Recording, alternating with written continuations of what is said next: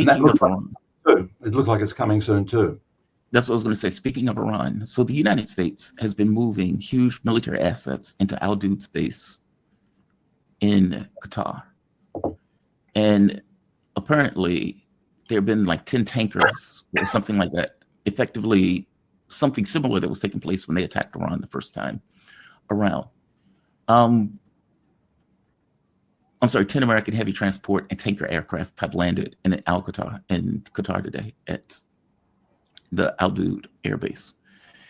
What do you think is going on with this? Because two things are happening at once. In one sense, you have what seems to be a buildup near Venezuela and newspapers coming out, I think it was the New York Times, that talked about Marco Rubio working with some of the collaborators and traders in Venezuela in order to try to overthrow the Maduro government with U.S. military force, basically in the Caribbean, assisting in some way.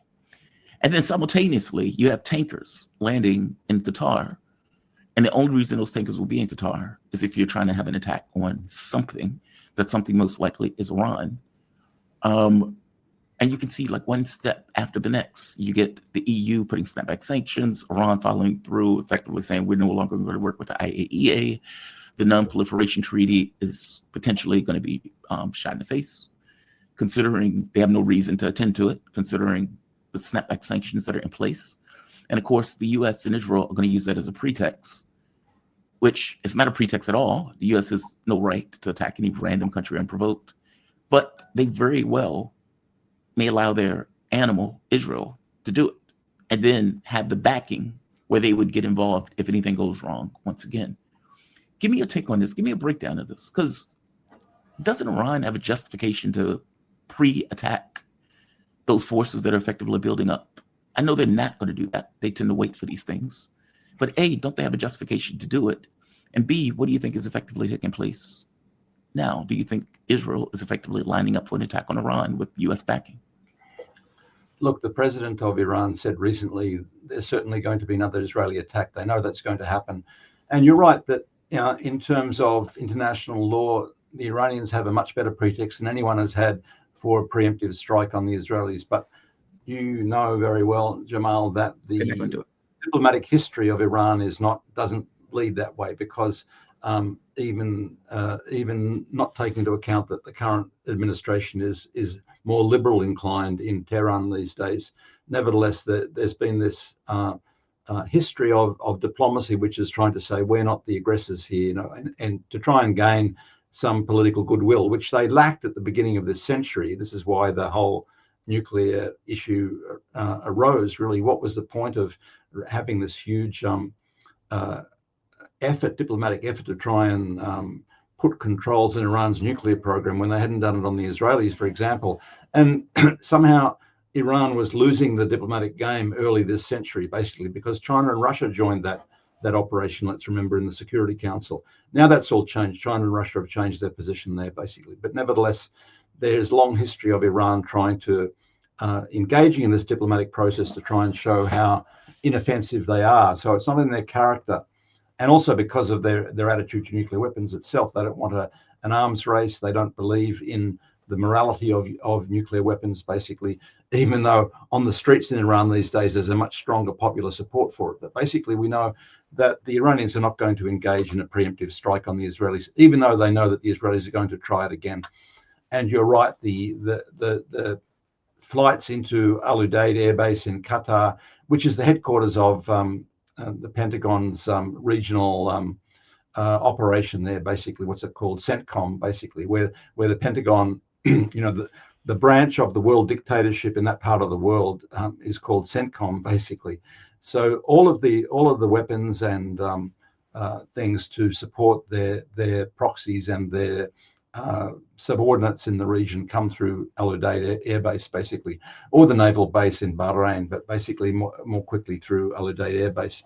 So, of course, they've been trying to replenish the Israelis' air defenses, because they know a lot of damage was done by the Iranian missile retaliation back in June, basically. And there's a big problem there, because the US the capacity to produce the THAAD, the high altitude air defences, is not been enough, not been able to meet the demand of the Israelis. Apparently, they used 100 of those, costing something like $1 million each back in June, and they're only producing about a dozen a year. So, but nevertheless, they're trying to replenish those sorts of defences. And of course, the added complication of attacking Qatar was that seems to have slowed them down in their plans to attack Iran. But it's coming, and the Iranians know it's coming, basically. And the Iranians have been preparing for it too. They've stocked up on air defences and some fighter jets, apparently. China has been providing some significant material support to Iran, and Iran has been developing its own domestic indigenous capacity in terms of the, what do you call it, the arsenal that they have to defend themselves and to retaliate. So that one's coming. It's been delayed somewhat. People were predicting it for last month. Obviously, it hasn't happened yet. It could be happening this month still. But nevertheless, the Israelis have stretched themselves by attacking, 10 states in the region in the last couple of months, basically. So they have some complications on their hands. And it's sort of like a feast in a sense, because Netanyahu has been given the green light for anything by Trump. And that's why Netanyahu is so jubilant, so emboldened, so thinking that he's going to do anything that he wants in terms of Lebanon, in terms of Syria, in terms of Iraq. Some of the Israelis have been talking about attacking Turkey now, because there's this argument that when they finish with Iran, then the opposing Islamic force, the Muslim Brotherhood in Qatar and Turkey will be the next port of call. So they're talking in very ambitious terms these days, and about the Greater Israel in much more open terms than they have for some decades. Basically, they were hiding that, for quite some time, and now they're talking openly about their much greater ambitions across the Arabian Peninsula, across Syria, and so on. And indeed, they've been making some moves in Syria recently. So whether the shipments into Qatar means that the attack on Iran is imminent is not quite clear, because there are also analysts who say that the Israelis want to deal with the allies of Iran, which are likely to join in the case of a major escalation there. That means Yemen, that means Iraq, that means Lebanon. No longer Syria, of course, because Syria is no longer part of that axis, basically. But nevertheless, it remains to be seen if the Israelis want to try and take another attack on a rearming Hezbollah in Lebanon, or on the resistance forces in Iraq, or on the Ansarullah movement in Yemen, which they've been quite unsuccessful so far in depleting their capacity to carry out attacks. The Yemenis are still carrying out almost daily attacks on Israeli assets in occupied Palestine, in Eilat port, and so on. So, and also on strikes on their leadership, because the recent strike on Eilat hotel was aimed at some Israeli leadership that was meeting down there, basically. So that's not quite clear whether they're going to carry out some more attacks on Iran's allies in the region, which they call proxies, before they attack Iran again. But nevertheless, Iran has been preparing for this, and although it's unlikely that Russia and China will be directly involved, they have been providing important assets to the Iranians. So it's going to be a major escalation. It's going to be bigger than the 12-day war in June. We don't know if it's going to come this month or later this year, but the calculations were of some analysts that Netanyahu wanted to have something to show by the anniversary of October the 7th, which is coming up on us very soon. It's next week, right? So Netanyahu wanted some sort of trophy to be shown, and maybe the Trump's deal is part of a means towards this. But I don't think he's going to get the big propaganda victory that he wanted by the second anniversary of the Tufan al-Aqsa operation. I think, and correct me if I'm wrong on this, Israel made a mistake in hitting Iran. I often make the argument racist people don't see the world clearly, and they often, increase their own virtue and strength while diminishing somebody else's. From my understanding, they had no idea that they were going to get pummeled in the way that they did in that war, meaning they were shocked by the level of force that Iran could, import on them or export upon their country, and the ability for those missiles to be able to get through air defense. They were acting like air defense was this kind of magical device that prevents all missiles from hitting the country. And so you've used your assets, meaning you've used your Mossad assets that were in the country. You were able to cripple their weapon systems. And yet in 12 days, in fact, if I'm not mistaken, they said within 3 or 4 days, the US was calling them saying, hey, we need you to stop. Israel was taking punishment. And so you've used your best spy assets, and now you need to do another attack. And Iran, as you point out, every day they are increasing their strength with assistance from China and Russia, which puts this clock on Netanyahu on some level that forces him to act. That seems like, it feels like a ticking clock is on Israel for them to act. The longer you wait, the more prepared Iran is. But give me your take on that. Look, it's difficult to get into the heads of people who are so arrogant. You know, we know the arrogance, the exceptional ideology that the Israelis and their US sponsors. It's the way they see the world. You know, that in the US they see, you know, Russia is this paper tiger, as Trump said. You know, and what did someone else call it? A gas station. You know, like Nigeria with snow. At the same time as Russia was taking, you know, US astronauts to the space station, they were saying this country has no capacity, you know. So, look, the Israelis knew they were going to take punishment. In fact, they tried to prepare the population for it. They were saying before the June war that, get ready, this is going to be something you haven't experienced before. It's going to be much more powerful than the missiles coming from Hezbollah in Lebanon, for example. They knew that they were going to take some punishment. I think in the end, only perhaps less than 30 people were killed in Israel in that time. Nevertheless, a lot of strategic facilities were hit. And they should have known that, because the demonstrative attack, that the retaliation that the Iranians did before showed that. It showed that they had missiles which could penetrate the air defense there. But of course, what on the other side of things, the Israelis were jubilant because they managed to kill a number of Iranian commanders. They managed to attack Iran directly for the first time, and they managed to incite Trump to, the way they saw it, to join in with them, even though it may have been Trump simply saving them at the end of those 12 days, basically. But they were saying to themselves, they were trying to convince themselves that they'd won in an operation, despite the damage, despite the fact that you can see a lot of, despite the censorship, you still see a lot of those facilities that were damaged, a lot of residential areas that were always also damaged, because, of course, most of the Israeli military is in the middle of residential areas in parts of occupied Palestine there. Mm-hmm. So somehow or other, they convinced themselves that they won in that exchange, even though they knew they were going to take some punishment.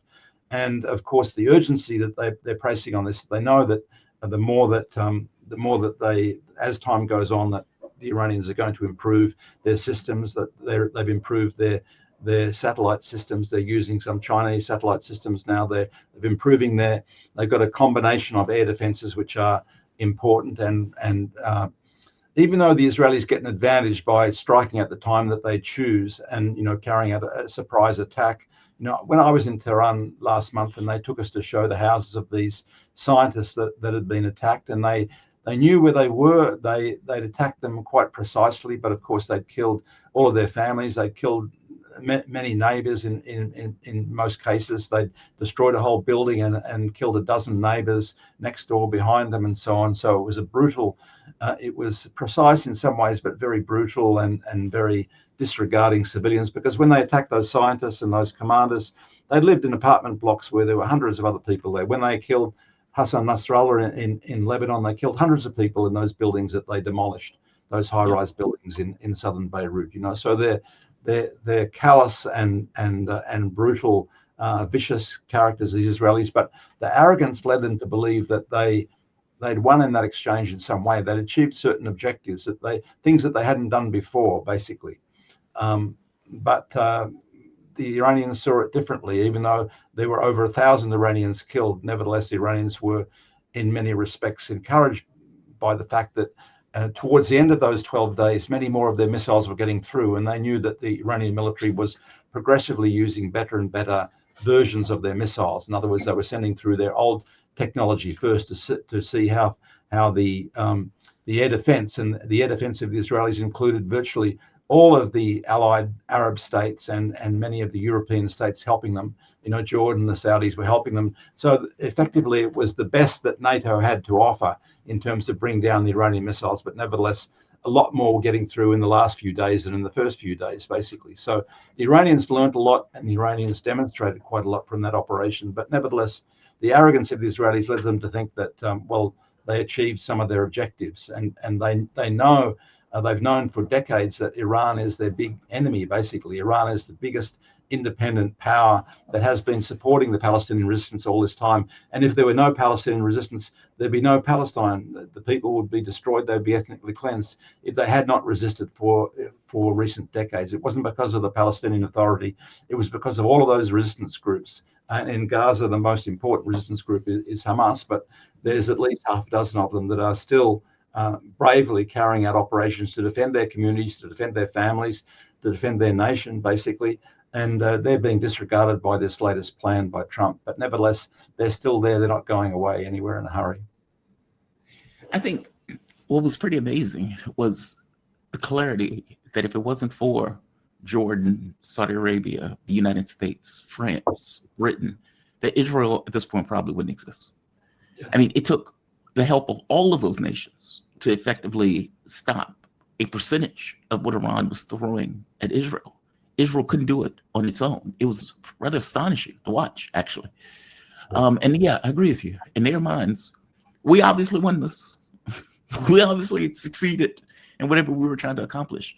I think what they miss, though, is that any weakness that Iran has been able to see as weakness in clear terms. And they seem to be trying to deal with those weaknesses, whether it's the pushing various people out the country that they thought were working with Israel, whether it's working with China and Russia more closely for like air defense, or for that matter, getting planes, even though it takes a while for people to learn how to use those planes. It's the fact that they were like, we need to be able to cover our skies. We need to be able to get rid of spies and Mossad. We need to be able to do X and Y. And all of that stuff was made clear during that strike. I guess my thought is, do you see this as a tipping clock? Were brought together, you know, because there are real divisions within Iran about how to deal with the West and how to deal with the nuclear issue and so on. And the current administration was not at the forefront of the boldest of those factions, basically. But nevertheless, after the Israelis attacked in June, I was in Tehran earlier last month, and I was being told the people came together so strongly. Once the Israelis attacked them, they came together so strongly. Even some of the monarchists in Iran, and the monarchists are all Zionists because, you know, the crown prince or whatever he's called is a Zionist himself and married into Jewish Zionist families. Even some of the monarchists were cheering the retaliatory missiles going back to Israel after that. So the history of that is an interesting history, because there are real divisions.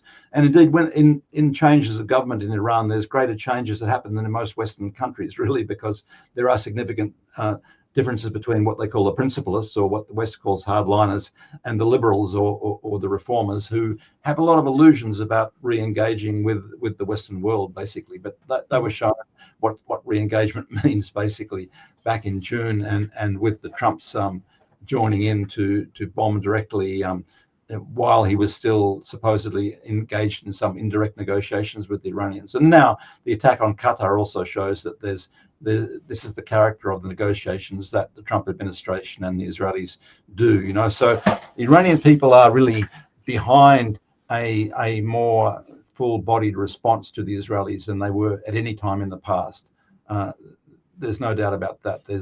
And of course, there's also this very strong popular movement in support of getting nuclear weapons, even though the Iranian government is still announces publicly that they're against it, basically. So the Iranian public opinion has come together very strongly. There's a great deal of unity in the country, such that there hasn't been for quite a long time, really.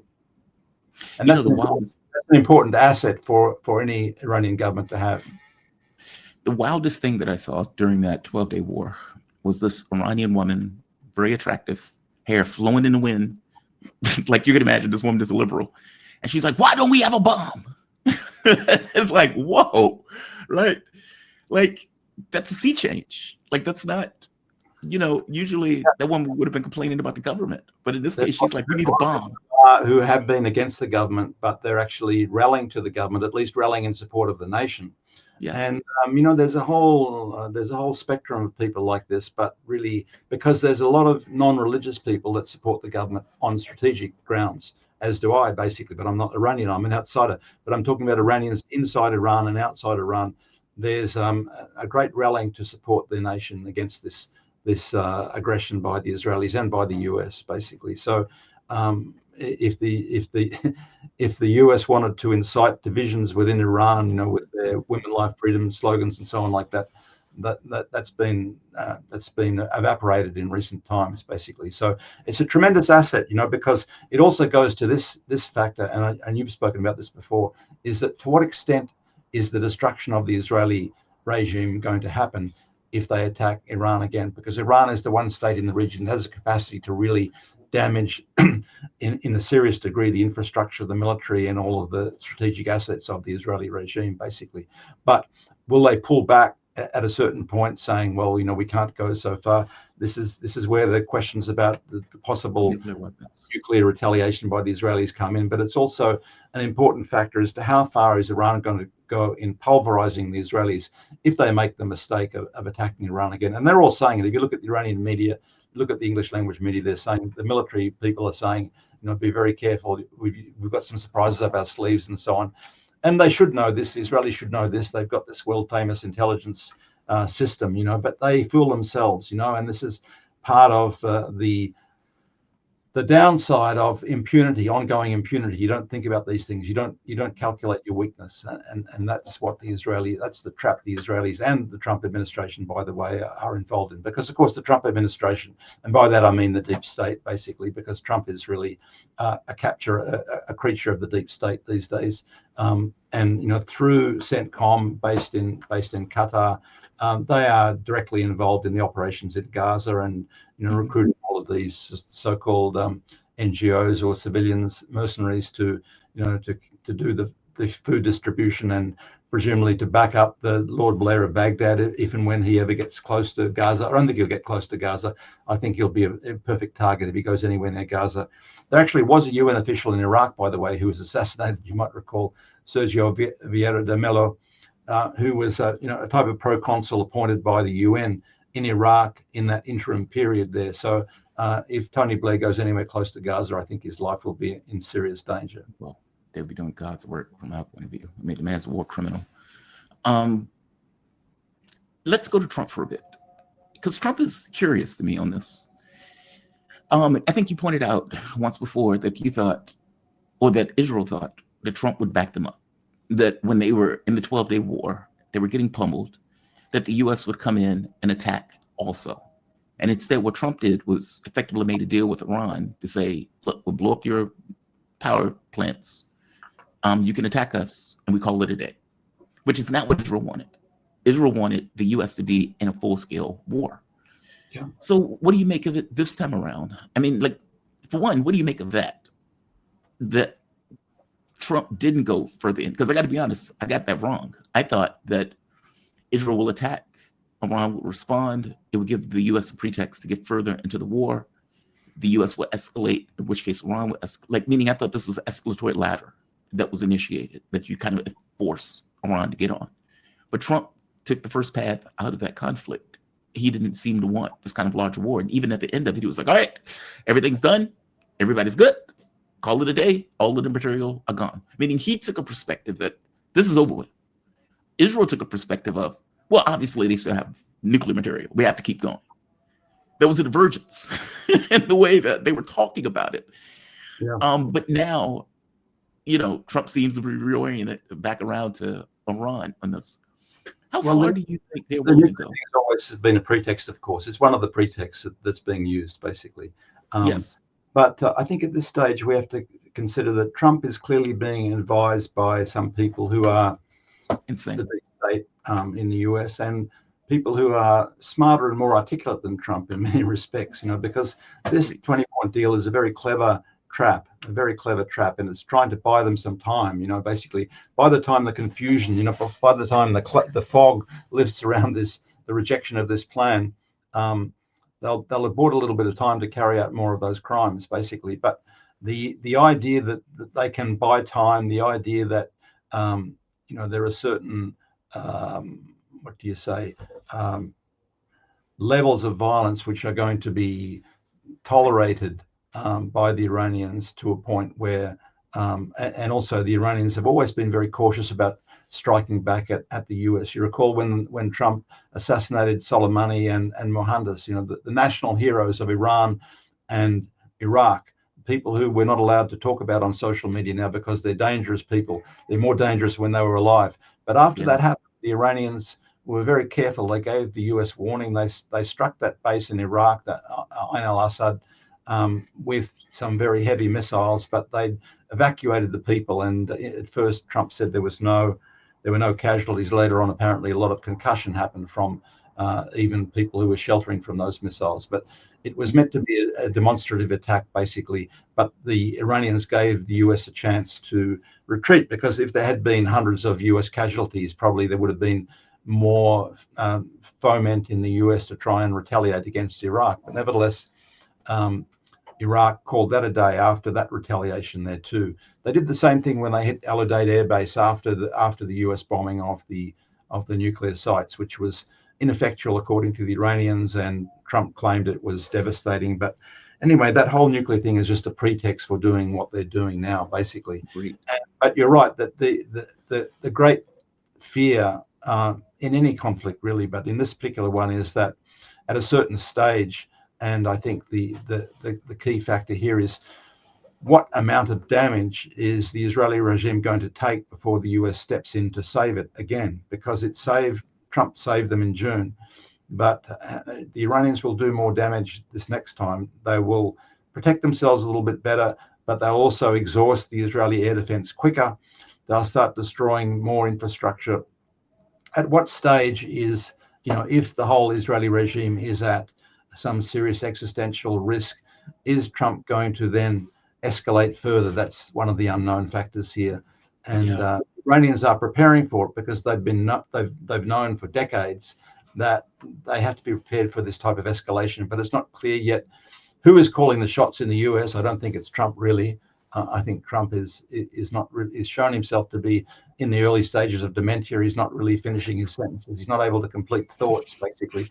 You've gone from one demented president to another. Unfortunately, it's embarrassing for the US in many respects. But someone else who's clearer and more articulate are presenting these options to Trump, and so Trump is effectively carrying out some sort of deep state strategy here. But still, the burden falls on those people to decide at what stage and what level of escalation is going to be acceptable. And it's a difficult thing, because the problem with escalation is no one really knows how far it's going to go, basically. That's the great danger of it, that no one really wants escalation, because you don't know how far it's going to go, who else it's going to draw in, basically.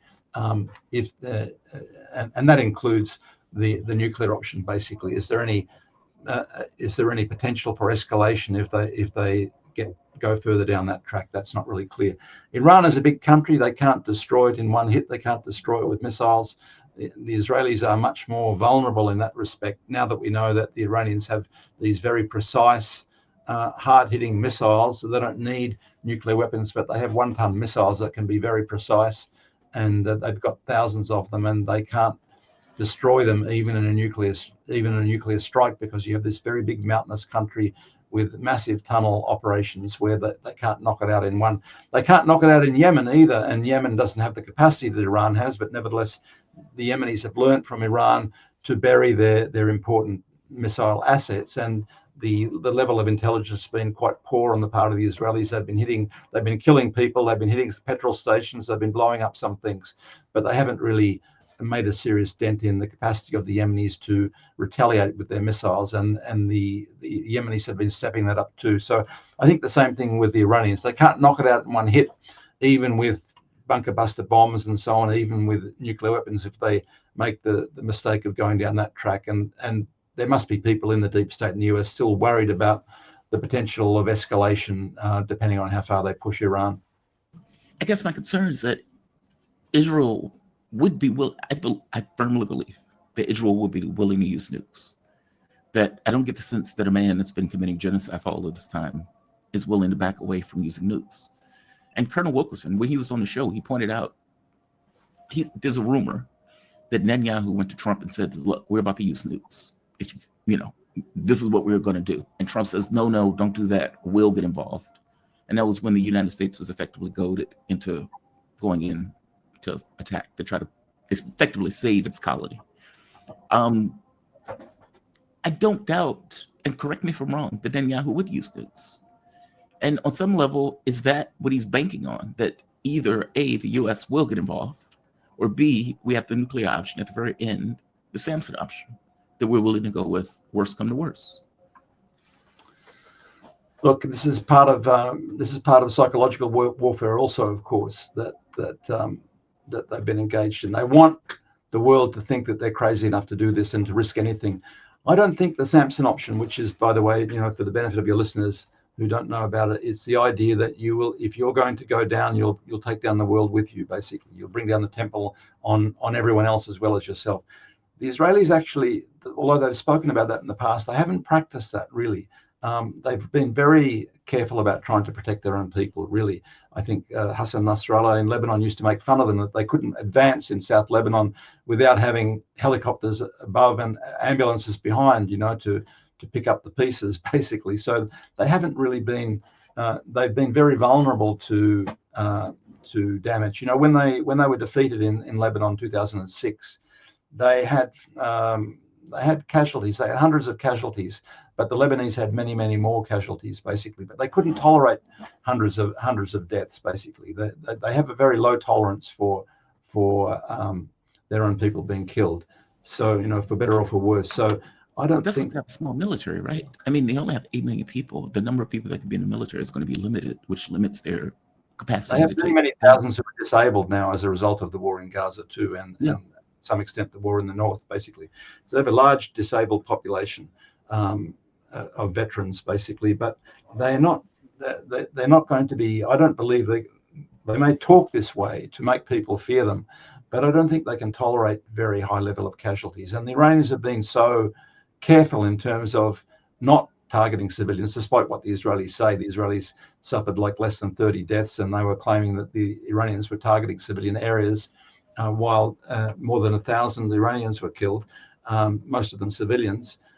So I think the Iranians were careful about that. But in this next round, I think many more Israelis are going to be killed, and there's going to be some way in which the Israeli regime is going to try and stop that. It won't be able to tolerate very large numbers of casualties, I don't think. I think that the psychological aspect of this, I mean, if you have a nuclear weapon, you want other people to be afraid of you, basically. That's why such a lot of the Iranian population now wants the Iranian government to have a nuclear weapon against the resistance by the government, basically, because they want the Israelis to fear them, basically. And the Israelis, of course, want the Iranians to fear them. But the Iranians have shown that they've got targeted weapons they can use, and they can use them almost to exhaustion. Basically, we don't know how many thousands they've got, but they have thousands of them. And the Israelis were hit by a couple of hundred of them, and not the latest generation of them. So it's true there's something to be feared about the potential use of nuclear weapons there. But nevertheless, let's remember this is also, nuclear weapons also is a very big part of psychological warfare. They want people to resist from retaliating or attacking, basically. And the Israelis have pushed things too far. Everyone in Iran is behind the Iranian government, giving the Israelis everything they've got at this stage. And everything they've got is going to cause an awful lot of damage to the Israelis. I don't know whether they can. Can I get one more question in? And this one is on Lebanon. You pointed out earlier in the conversation that you're not sure if they're going to try to go after Lebanon and Iraq first. Going after Iraq would be pretty wild. I haven't heard any attacks that took place on Iraq for God knows how long. I mean, correct me if I'm wrong, and it could have just been outside of my vision field. Lebanon, yes. But from my understanding, what they were trying to do to Lebanon is to get the U.S. to be able to provoke a civil war in Lebanon, but that doesn't seem to be coming to fruition. That's failed, basically, because although they had a traitorous prime minister, Nawaf Salam, in Lebanon, who tried to enforce the disarmament of the resistance. And when I say the resistance, Hezbollah and its allies that actually fought the Israeli attempt to invade, and not the Lebanese army, even though they coordinate with the Lebanese army. But the Lebanese army itself, which is under the tutelage of the US, has never fired a shot in anger at the Israelis, basically. But nevertheless, there's been a good relationship between the resistance groups and the army. There were some initial attempts to try and find some of the remaining Hezbollah armed dumps and they failed basically, and there were some booby traps there which killed some Lebanese soldiers. But after a lot of pressure, internal pressure, Prime Minister Salam backed down. Basically, it was a demand of the Israelis and the US that he was trying to carry out, effectively the surrender of Hezbollah in particular. And that's failed now, basically. And of course, the Hezbollah has been using the time since the so-called ceasefire of, how long ago was it, 9 or 10 months, and that they've been reconsolidating their intelligence, their communications, and their arsenals, basically. And the Iranians have been helping them again. So the Israelis know that, and the Israelis would like to strike Lebanon again. They've been toying with the idea of invading Lebanon from the Syrian side as opposed to the south, which failed last year. And they have a willing partner in the Jilani regime in Damascus now, but nevertheless, there's some friction between the Jilani regime and the Israelis now. So, but they both say that they have the common enemy in Hezbollah, and there's the potential for them to invade Lebanon. That would be a serious distraction for any attack on Iran. It would take some time. It would meet with significant resistance in the Bekaa Valley, which is another Hezbollah stronghold in the part that they have to cross coming in from the Syrian side from the east. So it would be a distraction from the Iranian main game. And so it's, as I said before, it's not clear whether the Israelis want to carry out another attack on Lebanon before they attack Iran again. So that's not clear at this stage, but it would consume some time. It would have some uncertain results, basically, and it would certainly distract from their next attack on Iran, which allows Iran to consolidate its defenses better. And the Israelis are concerned about that too. The Israelis haven't been able to restock their air defenses properly, but they're also concerned about the restocking that's been going on in Iran. So we don't really know yet which way that's going to go. In terms of Iraq, you may recall there were Iraqi attacks on Haifa and on some of the ports in the Israeli entity during the Gaza war in the last 2 years, basically. And the Israelis in the past have attacked some of the Iraqi groups. Some of the resistance groups in Iraq, supported by Iran, are within the government, and some of them outside the government. The ones outside the government have been attacking US bases from time to time, both in Iraq and in Syria. So that's another factor there that the US and the Israelis together have to consider. They're important allies for Iran in any wider regional war that breaks out. So the Israelis and the US are aware that they're going to have to suffer some flack coming from Iraq as well. Wow. Tim, fantastic breakdown as always, man. Thank you for this. I really do appreciate it. I know it's late there. I always feel bad when I ask you on because I know how late it is in Australia, but I do appreciate every time you come on. I really do. Tim Anderson. He is a writer and nationalist academic, director for Center for Counter-Hegemonic Studies. You can find him on counterhegemonicstudies.site. That's online. Tim, you have a good night, man. Thank you for this. You too. Bye-bye. All right. Tim Anderson, he has given a fantastic